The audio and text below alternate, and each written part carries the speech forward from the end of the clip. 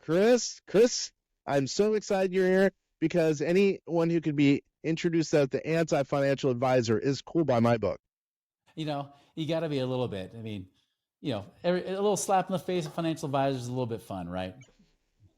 And I should rip on him too because, by the way, I am one. My wife owns a broker dealer, and we deal with a lot of them. But at the same time, we're open architecture. You don't have to invest in stocks, bonds, mutual funds. You can invest in real estate many times, depending on the circumstance. We think that makes more sense. But anyway, I digress. Chris, how about this? I love throwing people feet to the fire.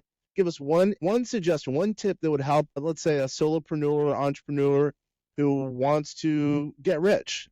Give us one tip right off the bat. Profit first, man. I know you probably hear it from guys from time to time, but it's always profit, right? I mean, it's always about how much money do you actually have left over after all is said and done.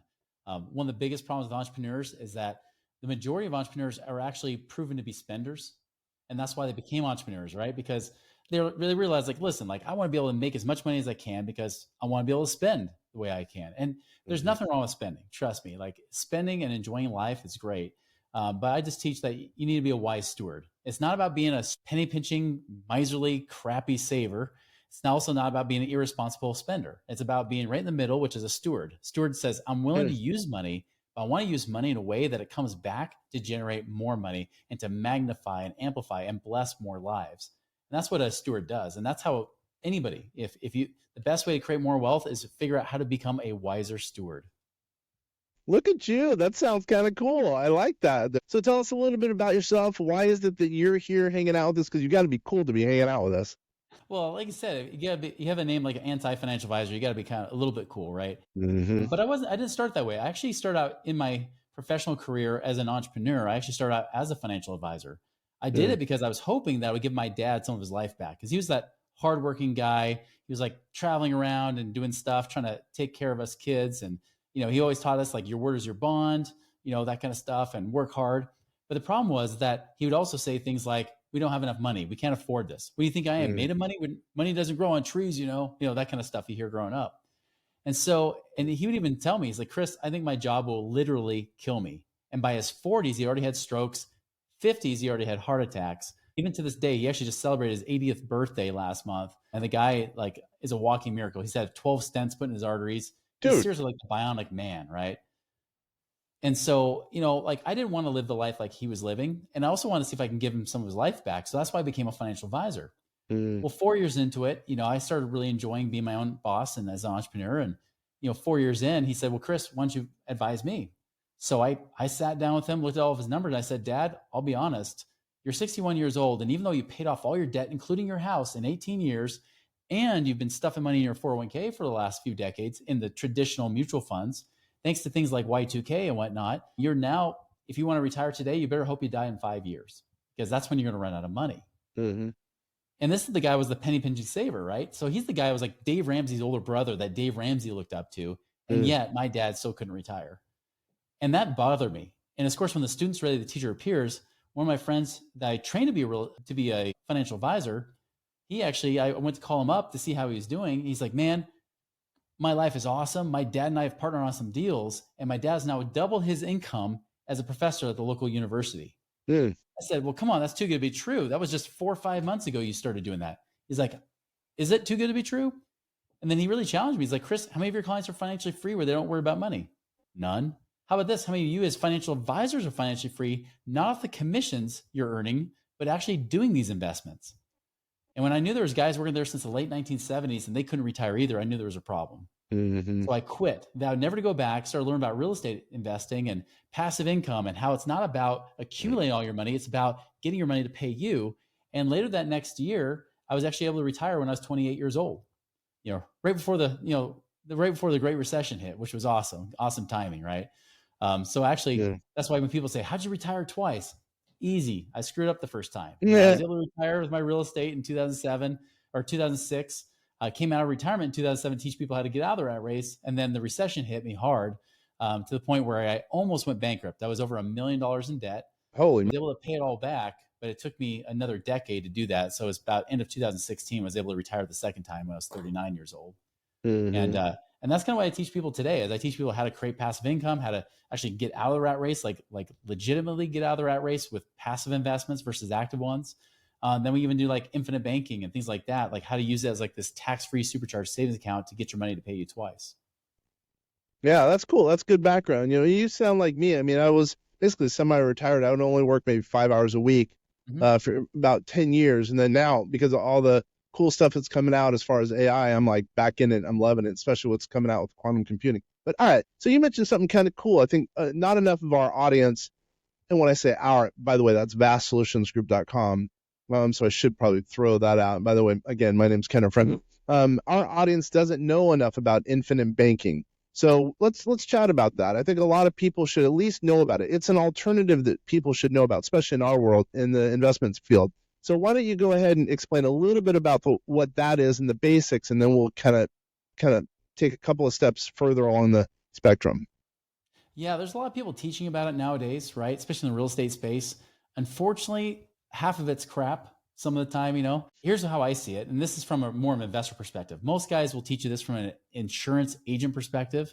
They always teach you like it's some like supplemental retirement account because you're using whole life insurance, which is like the most boring thing you could possibly put money into, right? You're using that to save up money and then live on a retirement. Or what you hear people with infinite banking, they'll teach you, oh, you use this like a checkbook, right? Like you're used to pay all your bills and you'll pay your cars with this and pay yourself back, which is actually a lie. You do not pay yourself back, but they'll use that kind of phrase and things like that, right? Here's what I know it to be, right? Because I was trained just like a lot of people have heard it online and on social media and whatnot, is that it's really a tax-free supercharged savings account. And if you use it correctly with the right design kind of policy, you can actually use it to generate money twice. You can get your investments to pay you twice. So what do I mean by that? So I'll tell you, like the first time I heard about it, I heard about the whole Nelson Nash, be Right. your own banker, the typical, the Bible of it, right? And it's a little bit of an outdated book nowadays. But when I talk about quitting being a financial advisor and going to do real estate, I heard about this for the first time ever then. Never heard about it as a financial advisor, but heard about it then. And I had a friend that did it, and he was the one that everybody recommended. So I set up a policy. And I remember looking at it because I had an insurance license, right? I was in the marketplace, so to speak. And I said, man, this thing is really expensive. Is there a way we can adjust the numbers and make it cheaper? And he said, no, you can't. Because if you do, you'll get taxed. Because here's the thing, it's like a Roth IRA where you can put in, the difference though is that you're not limited to like $6,000 a year, right? Like you can actually put in almost as much as you want into these kind of plans within reason. But it grows tax-free, comes out tax-free, right? And even when you die, it pays out tax-free. That's right. But it's got the death benefit, but it's also got this cash value, this savings account that's a part of it, a tax-free savings account that's inside of it. This is the part everybody's talking about. They're not talking about the death benefit as much as this. But my friend, he was all about the death benefit and then the cash he'll have down the road. So I bought it. 2 years later, like I said, the recession kicked my butt. I was in the whole $15,000 a month. I couldn't keep paying $1,000 a month into this plan. So even after I put in 25 grand, there was nothing to show for it. So when I couldn't make that $1,000 a month payment, I lost the policy, right? Just like if you can't make any insurance payment, it's gone. Well, I lost it. Months later, I found out he lied to me. I found out that I could have actually designed it to have cash in there from day one. And having gone through what I went through with the economy, I would have been able to keep it long term, but I couldn't because of the way he set it up. And I confronted him on it. I actually debated him for 2 hours, showing him my own numbers because I ran my own insurance numbers to say, here, if we did it this way, this would have been better. And he finally admitted to me, he said, Chris, the only reason I did it that way is because I could not afford to cut my commissions. Oh, dude, come on. I know. Yeah, when you said there's a high death benefit, usually death benefits are equivalent to, well, it is a high death benefit, by the way. It's equivalent to that, but it's also equivalent to higher commission for the agent in some cases. Exactly. The higher the insurance cost, the more the insurance agent makes. Well, really, since 2008, right? I started like really trying to create my own and revising this over the years to where I've kind of got to an art where nobody does it better, right? Nobody gets the best bang for your buck for the money you put in, because what you said, we do the opposite. We lower the death benefit as low as we can possibly get it while keeping it tax-free. And so we found just cool little different ways and things we could tweak to make it work in different situations where it's actually really simple and easy. And it becomes really more like a tax-free savings account where instead of taking 15 years before you finally have as much cash as what you paid into it. So if you paid into it for $10,000 a year for 15 years, you finally have 150 grand. Instead, usually by 5 or 6 years, you have as much money as you paid into it. Yeah. And so watch out for things out there. Like there's a lot of people out there, even in the real estate space, teaching you like dump in a ton of cash up front and pay very little on the back end. The reason they tell you to do that is because the bulk of the insurance costs with whole life is up front. It's the opposite of term insurance. You know how term insurance gets more expensive as you get older? Whole life does the opposite. It's expensive up front, it's front loaded, and then it gets cheaper as time goes on. Well, insurance agents know this. If you dump in a bunch of cash because of those IRS tax limits, they make you get a higher death benefit. I had one friend that's actually in a mastermind group that we're a part of. And the guy told him, it's like, yeah, throw in $750,000 up front and then just pay, a couple $100,000 a year thereafter. After I talked to the guy, I said, no, don't do that. Pay $250,000 up front and just pay $250,000 a year. If you do that, not only will you make a better ROI on your money, but you'll actually save a third of the cost, right? Because you don't have to get triple the death benefit to do that. Mm-hmm. And so that's the thing is like, it's a great place to store money, especially if you're trying to have that war chest, especially if and more so if you're a real estate investor than ever, we got to have cash on the sidelines. The only problem is like all my friends talk about, even in our mastermind groups, they'll say, yeah, but Chase Bank sucks. Chase Bank's paying me nothing. Even though I have millions with them, they still treat me like I'm a peon, right? And so they're like, where can I store money where I can actually make more than 0.nothing% and not worry about taxes or anything else or lawsuits? Here's where they put it. And so this is where you're seeing more and more real estate investors storing cash, right? To be able to hold it there. But the nice thing is you have this added benefit because there is a lot of cash and because you have minimal costs coming out of it. Not only do you have more liquid cash available to use right away, like from day one, but secondly, the cool thing is when you do use it with investing, you can actually borrow from the insurance company or a bank. You borrow from them. Yes, you pay them interest. You don't pay yourself back interest like they all lie about on social media, right? But you pay them interest. But the cool thing is you're paying back with simple interest while they pay you on that money compounding interest. Compounding interest, yep. And if you actually pay at least interest only on those loans, and you don't have to pay monthly. By the way, the payments, pay it back, there is no minimum monthly payment. You pay it back however, whenever you want. Your balloon payment is at death, right? And they just take out your death benefit, pay your family the rest, But the nice which is thing basically like, another loan if you think about it. But yeah, it's like a low interest loan. I mean, right now they're right around 6%, give or take, right? So low interest loan that you will pay them interest. But if you at least try to keep the interest under control, we don't let it compound against you. The great thing is, say, for example, you have $100,000 in your policy, right? That you have in cash that you could use. You want to borrow 50,000 of that. Well, the cool thing is you still have 100,000 they're paying you tax-free returns on. That's about the same interest rate, right? So you're getting paid compounding interest from them while you pay back on the loan. If you pay back at least the interest only payments at some point, you're paying down the loan or at least keeping it from compounding against you. You start paying less and less in interest while they pay you more and more in interest than what they're charging you. That's how you win. It's not, if you never pay back on the loan, of course the interest is going to accumulate against you and you're kind of a wash at that point. But if you actually pay down the loan with the returns you get from the property, so say you do a fix and flip or something like that, right? If you're doing that, the great thing is, unlike a HELOC, you get a HELOC out, you got to pay it back monthly. Here you don't have to, right? You could pay it back if you wanted to or keep the interest down, but you don't. So you might just say, great, I'm going to use that cash and use it for my property and all the renovations. And then when I sell off the property, I can use that to pay back towards the line of credit. Or I just pay back some interest if I want, and then I let the money go out and reinvest in the next deal if I got the next deal lined up. If you don't, you're acting as your own bank. That's the way I look at it. They say be your own banker. It really is true. I mean, we have an example. I was just talking to, actually, I just got a text from this attorney. He's putting money into a defined benefit plan. So we have an actuary. I think I told you we have actuaries that we do defined benefit plans. I don't remember the exact number, but let's say he's putting away $200,000 a year. He's in California, by the way, and he's saving, let's just say it's $100,000 in taxes. Basically, what we've put together for him is he puts away whatever amount he saves in tax into a policy. And what he does, he's doing that on an ongoing basis. By the way, it will fluctuate how much he can put in the DB plan. But right off the bat, the government is paying him to get a policy, right? I mean, that's pretty important, number one. And it's just, as you said, it's, again, he's being his own banker, tax-free, in effect, tax-free money. And what he's doing is he's putting money, he's going to be actually now he has pulled money from his policy, and then he's leveraging it 2-to-1. And then he's investing that in income producing real estate. I don't know what his rates are, but let's just say it's bringing in 7%. So think about that, 7%. And the government, in effect, really indirectly, was paying him to do all that because he's getting his defined benefit plan tax deduction and using the tax deduction to fund the policy. Does that make sense? Right. I mean, Exactly. it's going to grow and grow and grow. Plus, remember, he also has the investments in his defined benefit plan. He does a lot of private equity stuff too. So that's a whole nother argument. Anyway, but it's ballooning and ballooning and ballooning. Obviously, it's good. He's a rich man already, but he's getting even richer based on all this scenario. What you're talking about makes, I think, perfect sense in some circumstances, not all, but I think in some circumstances it really makes sense. You're absolutely right. I mean, and that's a key thing too, is that so many people will try to spin it like this is the thing that will make you free, financially free. That's bullcrap. I'll tell you, I've ran the numbers and I run them better than all of those other guys out there. And still, you won't become financially free using this by itself. Right? Yeah, no. And that's the case. That's why you need things like the defined benefit plan. That's why you need things like real estate.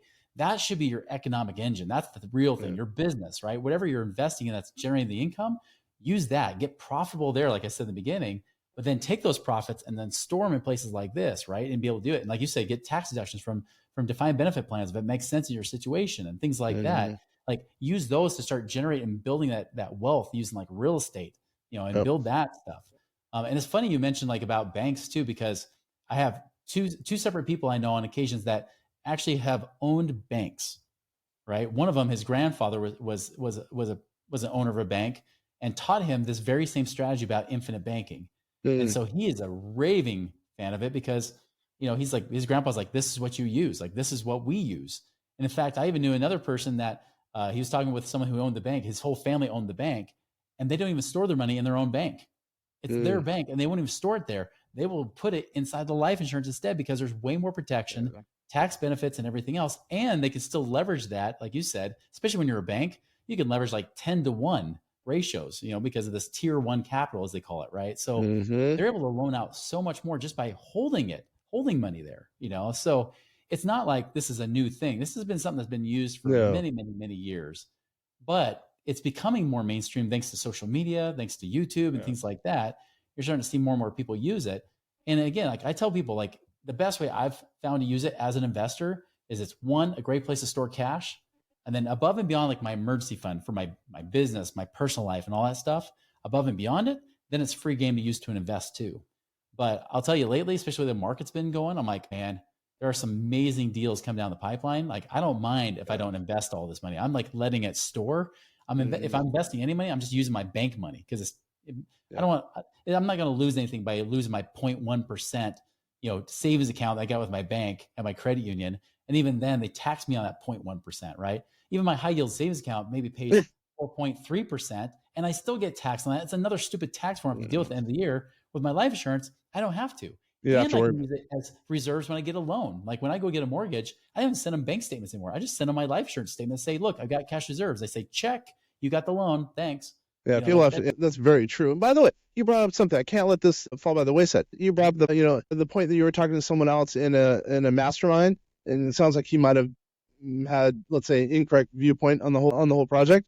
If you think about it, you really have to, and this is for all the listeners and viewers out there, you really have to get illustrations, because if you can compare one illustration to the next and one looks great, one doesn't look great, or one fits your situation, we'll go with the one that fits your situation. People really don't get illustrations, which shows the numbers. Some of it's prognosticative in measure, but not normally. It usually will help in a lot of instances.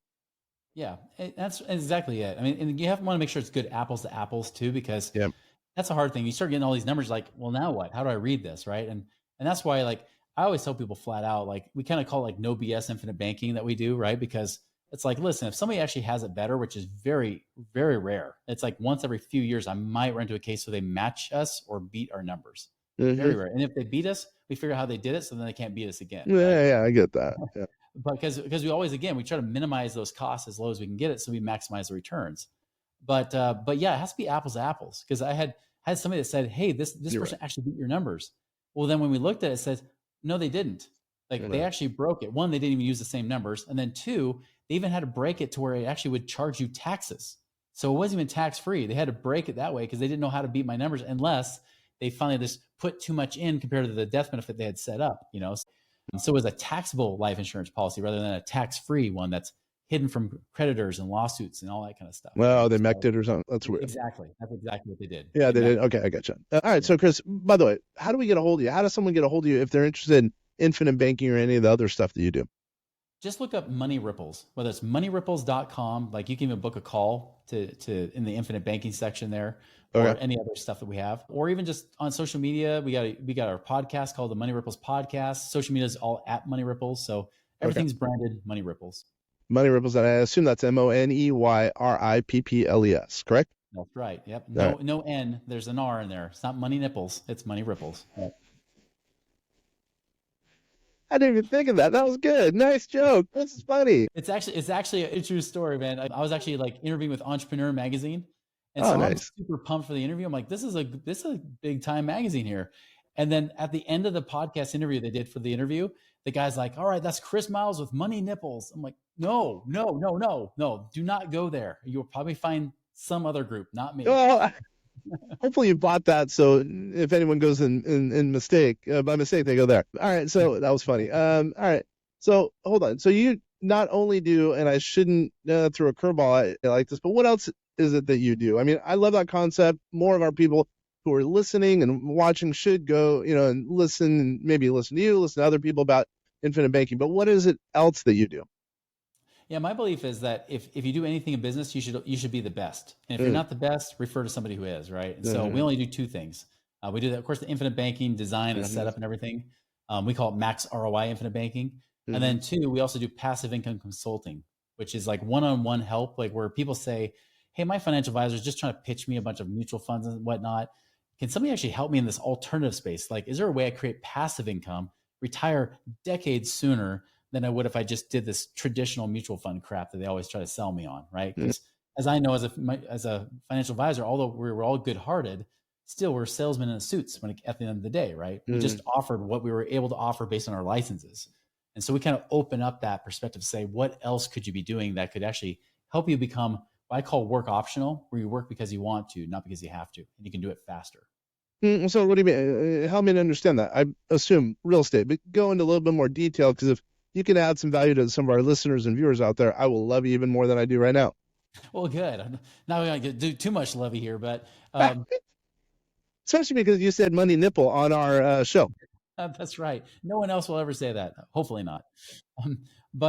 So give you an example. Like I had one guy that he found us through our podcast. He heard me on another podcast like this, on another real estate podcast. And he was trying to figure out what to do because he had $1 million in his retirement plan after he retired from the military. Okay. Now he went to his financial advisor, and the financial advisor told him to do exactly what every financial advisor has been trained to do, which was good.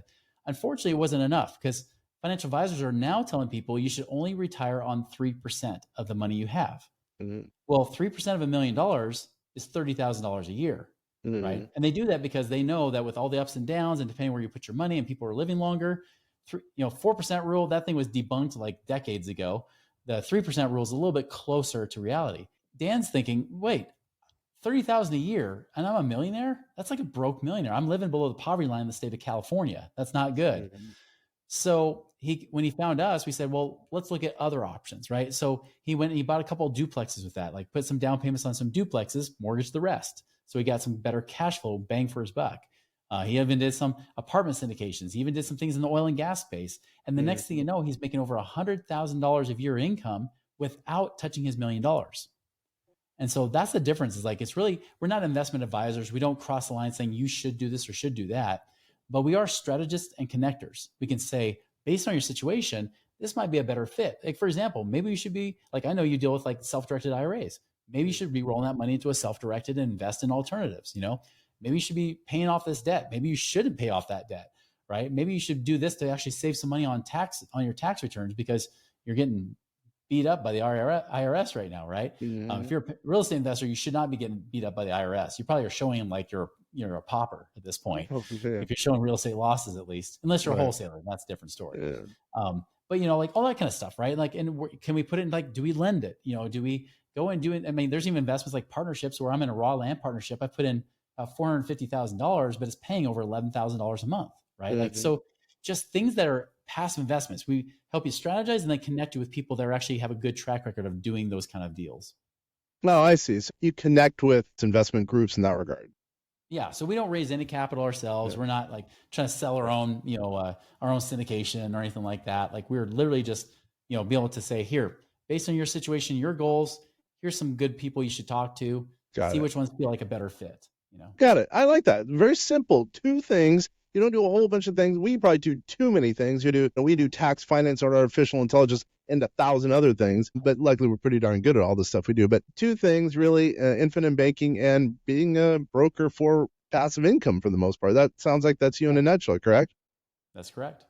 Yeah, I like that. I like that. All right. So here, let's get ready to land this plane. So give me one little thing that we have not talked about that can add value to a listener or viewer. And usually, again, solopreneur, entrepreneur, real estate investor, and they want, more dough at the end of the day. And it's totally open to you. Give me some ideas. Yeah, here's 3 pieces of advice I give you is get lean, get liquid, and get out.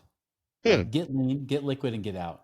So get lean means kind of like I said at the beginning of the show, get profitable, right? Like make sure that you're being a wise steward. There is no doubt that there's things coming out in the media finally saying, hey, our economy is not as strong as we thought it was, right? I mean, the stock market had been booming, Bitcoin had been booming, everything's been going crazy. Now all of a sudden, reality is starting to set in. Basically, the bigger the party, the bigger the hangover, right? And we're just starting to realize that the party's ending and the hangover, the headaches are starting to kick in. So that's what we're starting to see right now. And so we got to make sure that we're prepared for that. So make sure that you are getting lean in your business. Get lean at home. Like don't just blow all your cash. Like make sure you're starting to keep that cash, but don't just lock it away forever, right? Don't lock it in places where you can't touch it.